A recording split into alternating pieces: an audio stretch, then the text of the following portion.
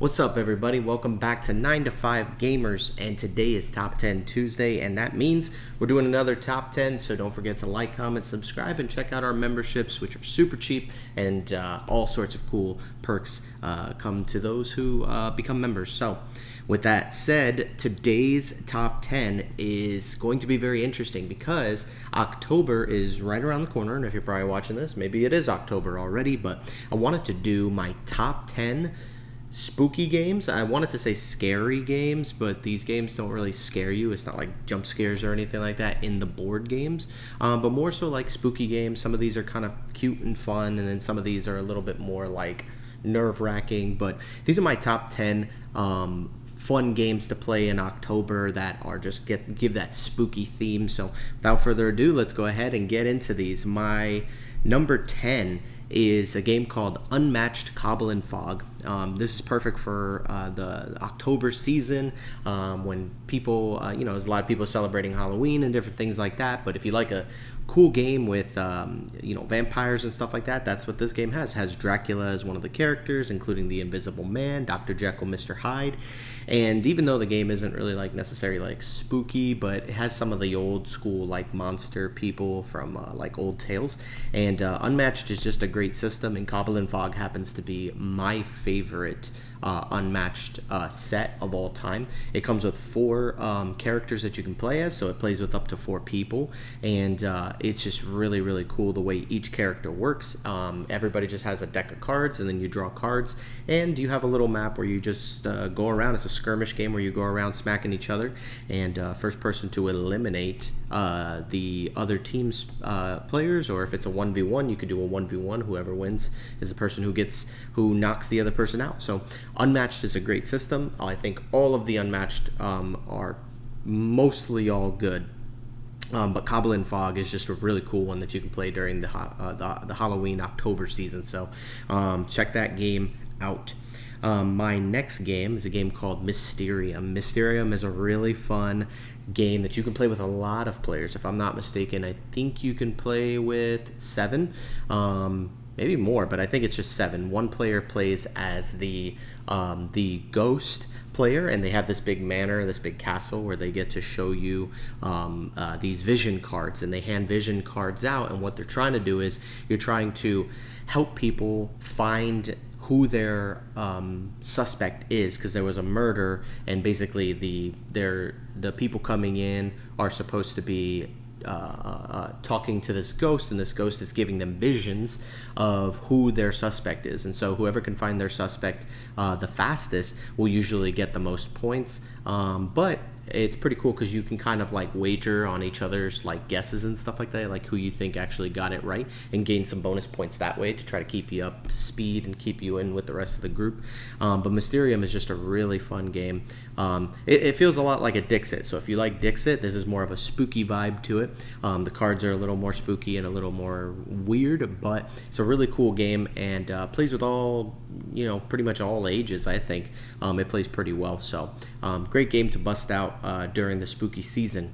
So let's go to my number 8, Final Girl. Final Girl is an amazing solo game, so if you're looking for a good spooky game to play during the October season, you can pick up Final Girl. And Final Girl is actually not super expensive. I think for like $40 you can get the core box, which you'll need the core box, and then you can get a scenario box. Scenario box has usually 1 villain that you can play, but 2 final girls that you can play as. You just pick which one you want to use, but you get a lot of replay value out of that, considering how not easy this game is. It's a very challenging game. It's not super easy, and the system is really cool that they built into it, where you have like cards, and these cards that you're using to do different things, when you use them, they get discarded, and then you can buy new cards, but then those cards are the only cards that are available. It's a very interesting system, and I think it was really cool because it caused like this tension of like, oh man, should I use this card right now, because then I won't have that card next round, and then I'm gonna buy new cards, but I don't want to buy this card just yet. So it's super good, man. Final Girl is a great game, and it's perfect for solo players during the October season. Pick up Final Girl and a copy of one of the series, and I think they just finished kickstarting a third season of this thing, so you can pick up a lot of content for this game. That is my number 8. My number 7 is Dead of Winter. Dead of Winter is an interesting game, plays 2 to 5 players, and super heavily thematic. It's like post-apocalyptic, where everybody's kind of like disease. There's a lot of interesting choices to be made in this game, so everybody is cooperatively working together towards one common objective, but you realize that everybody's objectives are very different, and some maybe even has like the objective to fire back against the colony, and other people may just have their own selfish kind of objective where they're doing their own thing. And so it's really wild, because then there's times where everybody can win, or maybe only one person wins, or maybe 2 or 3 people win, because in order for you guys to win, everybody has to complete their own personal objective, but sometimes those personal objectives can be very interesting. But it's heavily thematic, very like story driven, really fun game. If you like Forgotten Waters, Freelancers, it's made from the same company. I think it was their first game, actually, before those games came out. Very good, very perfect during the spooky season to get together with some friends and play. That's why I really like Dead of Winter. Next game, which I'm surprised didn't get really higher up, but I guess I was going more with like spooky themes. This is a game you can play with a lot of people. It's called Blood on the Clock Tower. And the reason why I put this in the spooky section is because the theme of Blood on the Clock Tower is a little more spooky. It's kind of like, like you're hunting down a demon, and everybody in the group is trying to hunt this thing down, and that demon is one of the players of the team of the party of you guys that are together, and they have their own little minions that are helping them try to achieve victory. The way that they win is by killing off everybody in the town except for like 1 or 2 people. Once there's like 2 people left, they automatically win, and the goal of the game is to just trick each other into thinking everybody else is the evil player. But it's just a really fun game to play during the spooky season, because I know a lot of people like to dress up during this holiday season, and if you like to dress up, just do a big party of Blood on the Clock Tower. Everybody dress the part and go to somebody's house and just play Blood on the Clock Tower, a couple of games of that, and it's super fun. Very perfect game for the spooky season. You guys should definitely give that a try.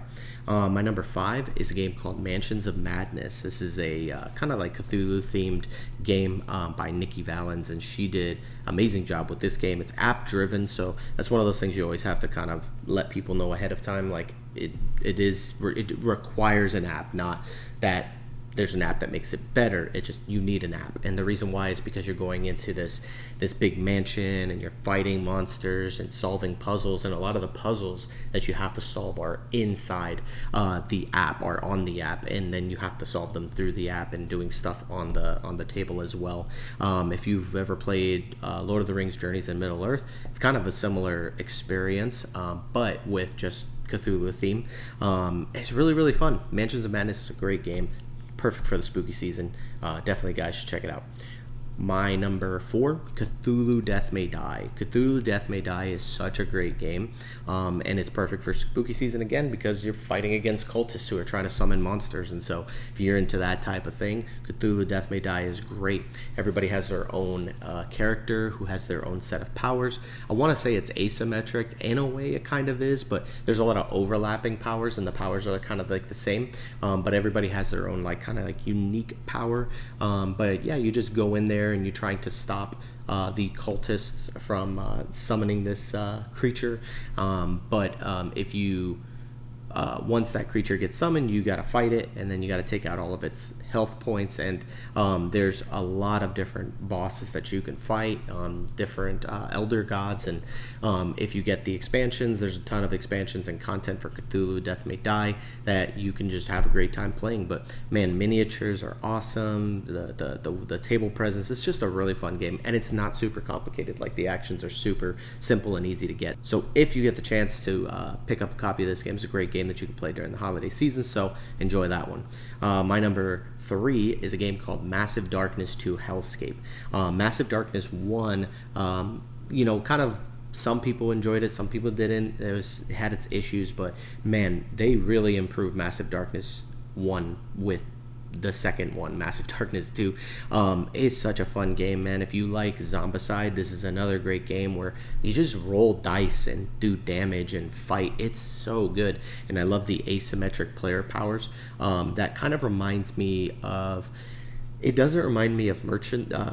what is it called? Merchant's Cove? In Merchant's Cove, you're like have your own way of like this own little like mini game that you play, but each of the fighters in Massive Darkness 2 are cool because they have mechanics where it's like one of them is a bag builder, so you throw chips into a bag and that's how you fight. Another guy has a push your luck system where you keep drawing arrow cards from your deck, and every arrow you get, stuff like that. There's like a paladin who can bless zones that helps people with their attack power and stuff like that. Really, really, really cool, man. And like all these players are like asymmetric, and then you level them up, get better powers, do stronger attacks, better damage. Really, really great game. Massive Darkness 2 is just a phenomenal game, and it's perfect to play during this October. So check it out. My number 2 is a game called Vagrant Song, and I actually just got to play this the other day with some friends, and we played a 4-player game of it, which I've heard people say, oh, a 4-player game is like unplayable. That's not true. It is a very, very good game. It's can be long, but I feel like it's just as long as any other game. But the goal of the game is to really just beat these different hints. I like the mechanics. So basically, you guys are a bunch of hobos getting onto a train, and as you get onto this train, there's these ghosts, kind of like ghosts, but they're called hints. Your job is to restore their humanity, which is interesting because humanity is like your life, right? And so in order for you to die, you have to lose your humanity. And then once you lose too much humanity, you go westbound, which you start turning into like a ghost.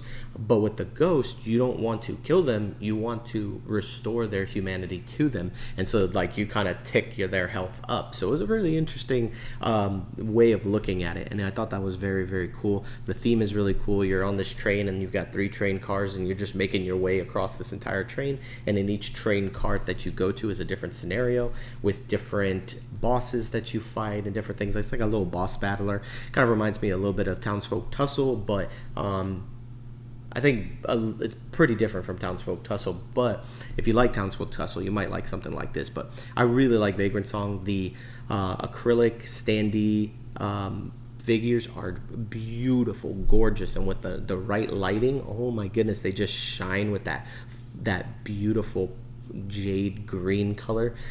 I love this game, and I thought it was so well produced, has so many things. It's got scenarios, it's got a little bit of a story to it. It's super interesting, and you can level up your character. Everybody has their own asymmetric character that does different things. So really, really cool, and I love the 1920s old-timey artwork, which is really, really awesome. So that's my number 2. My number 1 is a game called Nemesis. This is a great game to play in October, man, because you get a whole bunch of friends over and you just play this game. It's such an interesting game, and in a ways it kind of reminds me of like Dead of Winter a little bit, but they don't play the same. But Dead of Winter is interesting. Not Dead of Winter, but Nemesis is really interesting because you get these objectives. You get a personal one and a corporate one, and the corporate one might say, hey, make sure that the ship goes to Earth, or somebody else might have an objective that says make sure the ship goes to Mars. And so you guys are kind of working together to try to like keep the ship afloat, because you want the ship to work and you want the ship to get to its destination. But then some of your personal objectives might be, hey, player 2 can't survive, and so you have to try to figure out a way to make sure that player 2 dies. And there's aliens roaming around the ship, and they attack you and different things. There's combat, and then you have bullets and stuff that you have to reload your weapons, and there's a lot of really interesting mechanics to it. I gotta play it more, but from what I have played, it is pretty incredible. You definitely want to check out Nemesis because it is a great game, because it's got like that, it has almost that jump scary feel to it where you're just kind of like entering into buildings, you don't know what's in there, and there's like these creatures. It reminds me of Alien a little bit, you just never know what's gonna happen, man, and you just gotta try to escape with your life. The only problem with this game is that you can die very early on in the game, and then just after that have nothing to do for the next 2 hours, maybe hour to 2 hours, maybe even more than that. Just depends on the play group, but definitely a really, really fun game that you can play with people, and it's super good. So if you've never played Nemesis, give it a try. It's worth it, man. It really is. So that's it for my top 10 spooky games. Let me know in the comment section what you guys think about these games, or make some recommendations, because I would love to get some extra games for this October coming up, so we can play some spooky games at the house. But that's it, man. Thank you guys for tuning in. Don't forget to like, comment, subscribe, check out memberships. Catch you on the flippity flip. See you guys later. Peace out.